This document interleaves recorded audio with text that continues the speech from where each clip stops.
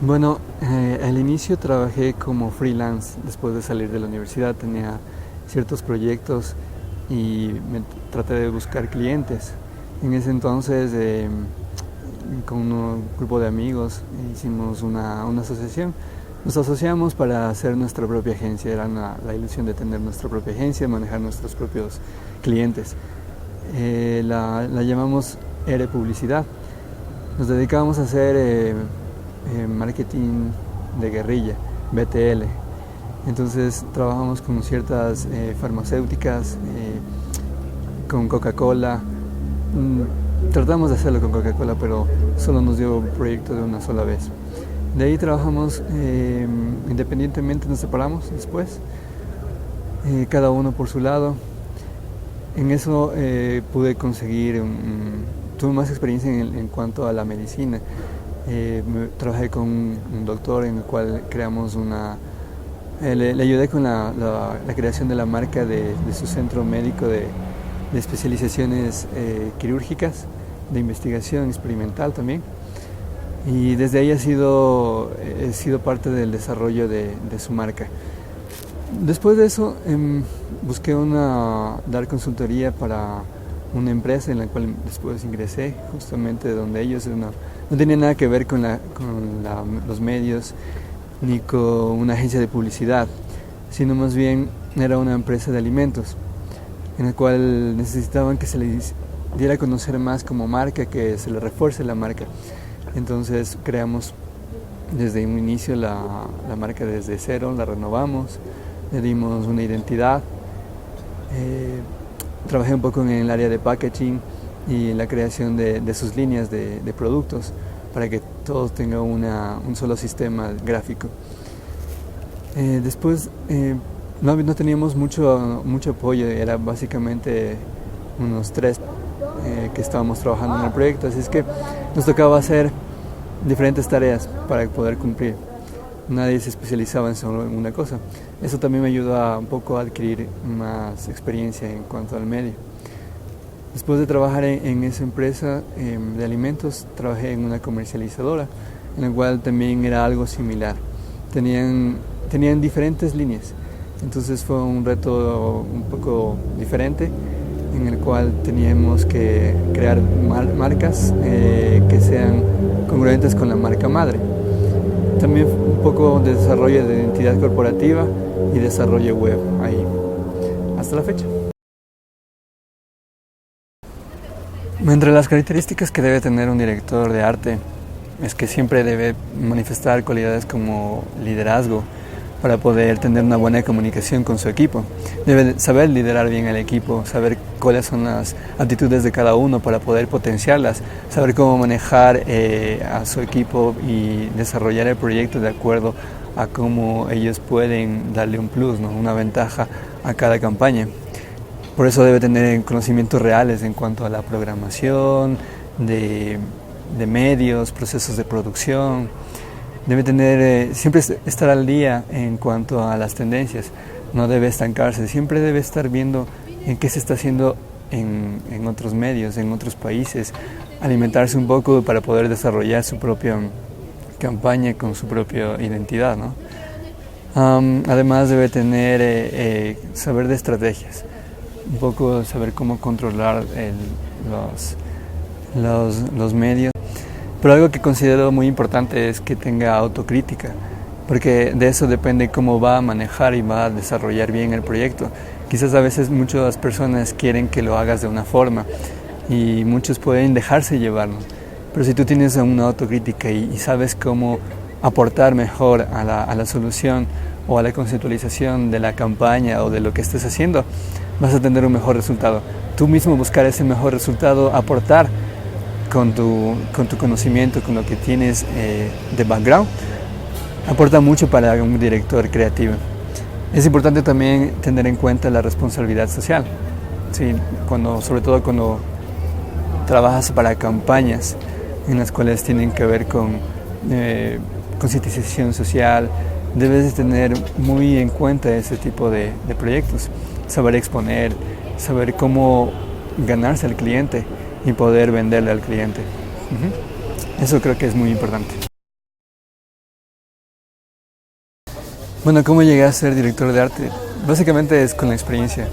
Uno siempre comienza desde abajo, empieza a ser el pasante cuando adquieres experiencia cuando vas en diferentes empresas, pero tú ahí te empiezas a relacionar con personas del medio, con directores creativos, con directores de arte.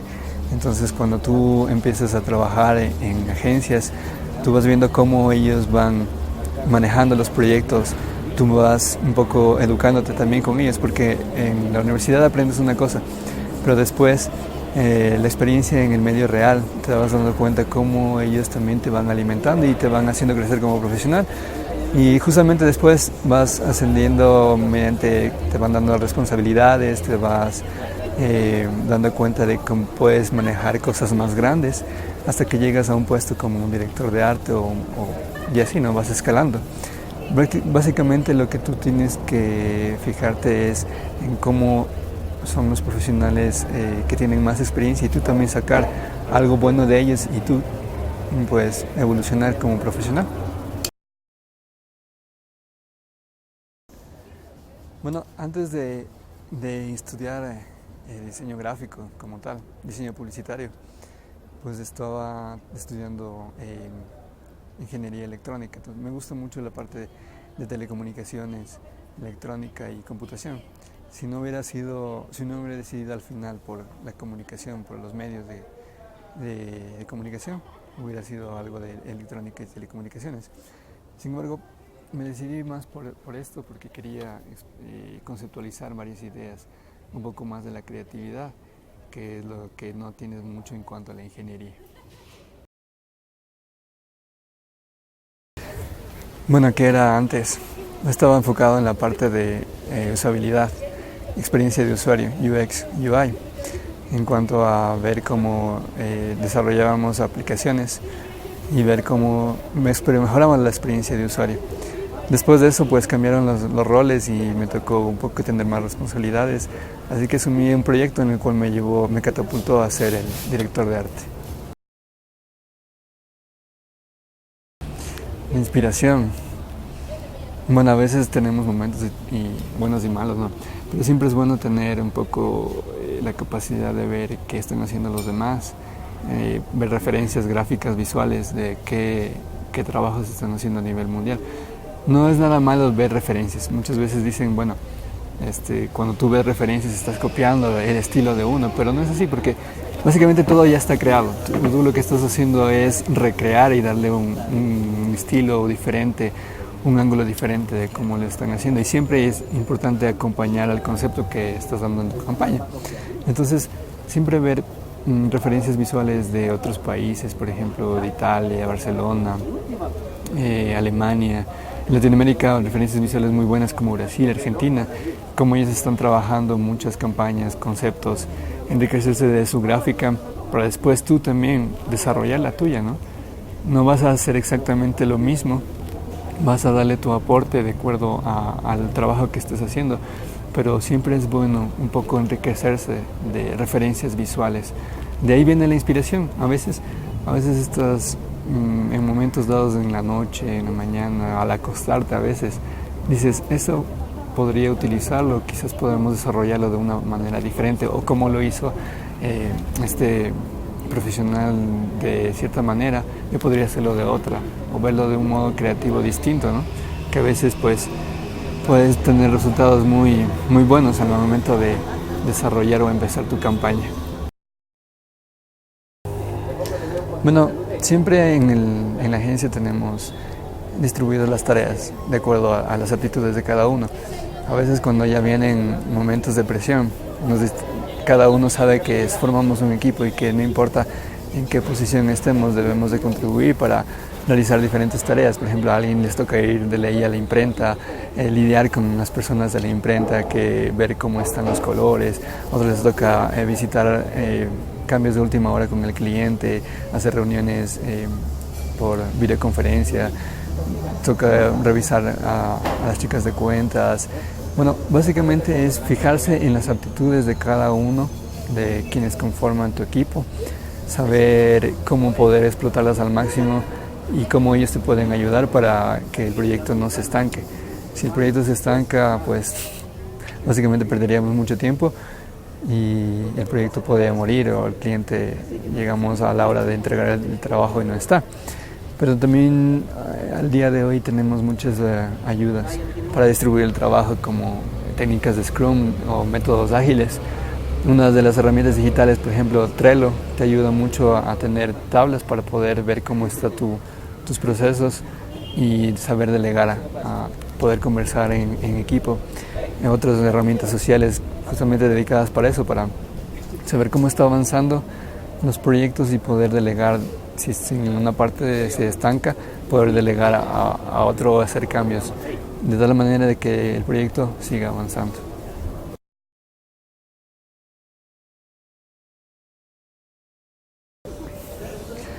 Bueno, los momentos de presión son bien difíciles. Al momento de que tenemos el tiempo muy reducido y la campaña no ha resultado, o a veces el equipo entran personas nuevas y no saben dar buenos resultados, hacer cambios de último momento con el equipo, encima más a veces vienen cambios con el cliente. Entonces, muchas veces lidiar con ese estrés es lo que no es tan bonito, no es tan bueno. Sin embargo, también no solo es eso, sino también el tener que lidiar con un presupuesto bajo cuando tú tienes una gran idea, pero en cambio el departamento financiero te dice, no, tenemos un poco de restricción en el presupuesto. Entonces no te deja liberar un poco más la creatividad, no te deja dirigir bien la campaña. Eso es lo que más detesto. ¿Qué hago cuando tengo bloqueos? Bueno, siempre hay los bloqueos en todo lado. Cuando tienes momentos difíciles, cuando la campaña a veces estás al límite de tiempo, existen bloqueos.